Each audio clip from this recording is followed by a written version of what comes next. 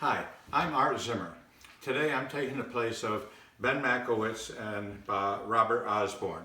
They are the ones that in the past have introduced the Turner Classic Movies. And what they do is they tell you things about the background of the movie so you can better enjoy it. But before we start, I think we need to acknowledge where we are today.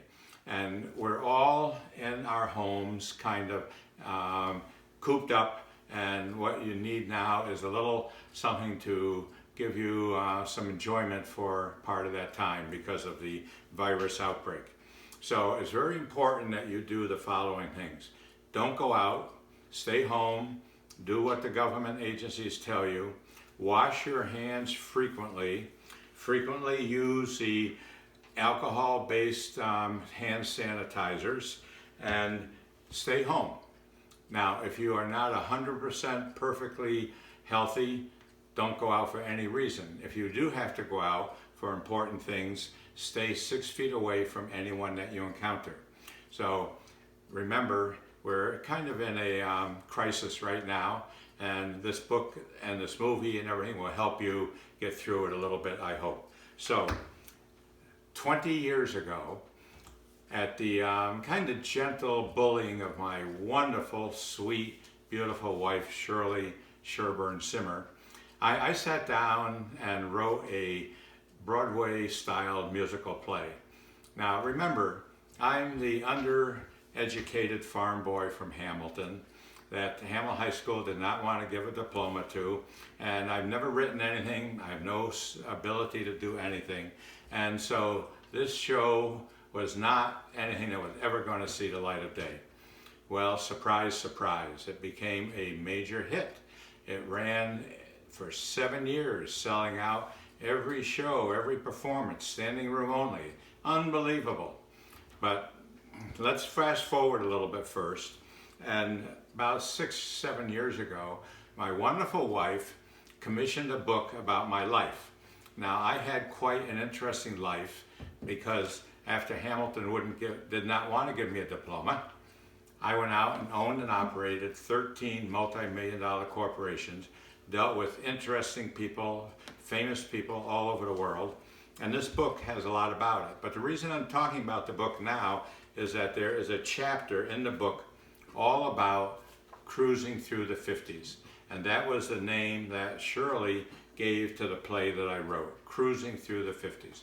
And so in this book, there's this chapter that tells all kinds of details that will make it more enjoyable.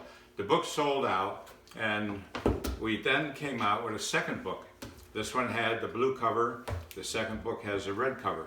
This book, and the name of the book is Making It Count, From A to Z, The Life and Times of Art Zimmer. And this book has an expanded chapter in it about the show Cruising Through the 50s. Now this book also sold out, and it's out of print and you can't get it, but you can get it on Amazon Kindle for only $2.99. And if you happen to have Amazon Kindle Unlimited, you can get it for free. So when this sold out, we put it on Kindle and you can read it there. I then came out with a new third book. Look at the size of that thing. I mean, this book is so big and heavy, I would sell it for doorstops. But anyway, now this has a bigger expanded chapter all about the play Cruising Through the 50s. And there's a lot of pictures in here of the staff and the band, and it has stories about all the people involved in the show and how it came about. So there's a lot in here about cruising that you would enjoy. You can get a copy of this book. It's currently available, and you can get it at Colgate University Bookstore in Hamilton, New York, or you can buy it direct from me by sending me a check. I'll give you that information in just a moment. The book is $24.95. For only a nickel, I'll sign it for you. So $25, you'll get a signed book. $5 for postage and packaging, so $30. So you send me a check for $30, I'll send you a signed copy of the book. Send your check to Art Zimmer, 51 Eaton Street, Hamilton, New York, zip code 13346. That's Art Zimmer, 51 Eaton Street, Hamilton, New York, zip code 13346. Now that we got the commercial out of the way, let's talk about the show itself. 20 years ago when I wrote the show, and it became such a big hit, I was its playwright, I was its producer, and I had a little help in the beginning from Bob Brown, a very well-known actor and director in the Syracuse area, and then I took over and became the director also. So the show is one that no one could believe how great it turned out, but it wasn't my doings. It was a great, wonderful staff and band and everything that we had with it. Now, there's a few things that you should know about the video that you're going to see. First of all, remember, this was shot 16 years ago. It was the third edition of the show, the third year we did it. It was in 2004. Home videos were fairly new then.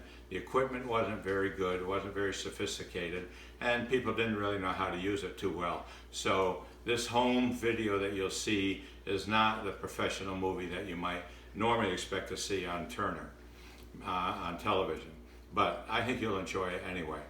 So now a few things about the show itself that you need to know. If you sit in the audience and look at the stage, and it's important to remember these things, starting over on the left side of the stage, there is a recreation of a radio station disc jockey's booth.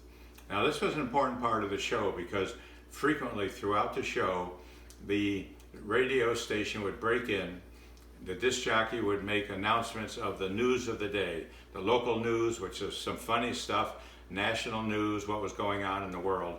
Unfortunately, the video did not film a lot of that, so there was a lot more to the actual show that you won't get to see.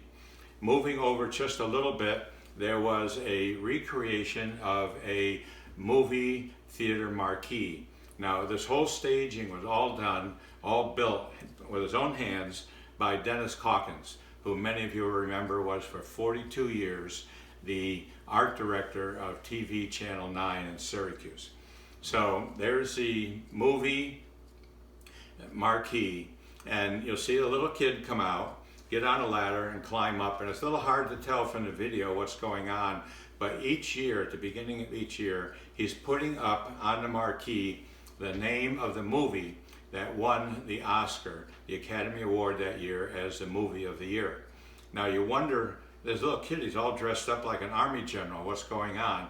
Well, those of you who are old as me, or older, you remember that back in the 40s and 50s, all the personnel at movie theaters, the ticket takers, the ushers and such, all dressed up like that. And it was a fun part of going to the movies. So little Jeremy Wallace is dressed up just like it was back then in the 40s and 50s. And he climbs up the ladder, he puts up the movie of the year, and then he climbs up the ladder and changes the year so you can follow 54, 55, 56. We do the whole show right in sequence, which people like. I don't like these flashbacks that movies today have. All right, now we move over that a little bit to the center of the stage, and there is the band. Now, normally most musicals, they hide the band down in the pit or off to the side with a curtain hiding them. But I thought we had such a great band, some of the top musicians in the entire upstate New York area. We're going to put them right out front and center where the audience can really enjoy them and the band can enjoy the show also. And that added a lot to it. And then you swing over to the far right-hand side. There is a recreation of a diner. And over the top of the diner is the menu board. And on the menu board, you'll notice that at the beginning of each song, a guy comes out and puts up a new poster on the menu board. And what that is, that's the name of the song that's being sung and the person that made the big hit of it. Now, obviously, when they start singing the song, you'll know what the name of it is. But people keep saying, what was the name of the singer that made that famous? Who made that famous? And we didn't want to keep interrupting the program to keep saying the name of the singer. So there it is up there. Now, the person that comes out and puts that signboard up is a different person for each show all season long. and we picked people that were well-known, famous people in the community. For instance, one night we actually had Nick Pirro there, who was the Onondaga County executive, probably the most well-known person in Central New York. One night we had the president of the Chamber of Commerce. The movie that you're going to see, the person that brings it out is actually Victor Ayano, who was a well-known local printer and publisher from Skinny Atlas. So that's the setup for the stage, and I hope that this information will make it so you can more enjoy the movie. And so what I hope you'll do is you will thoroughly enjoy cruising through the 50s.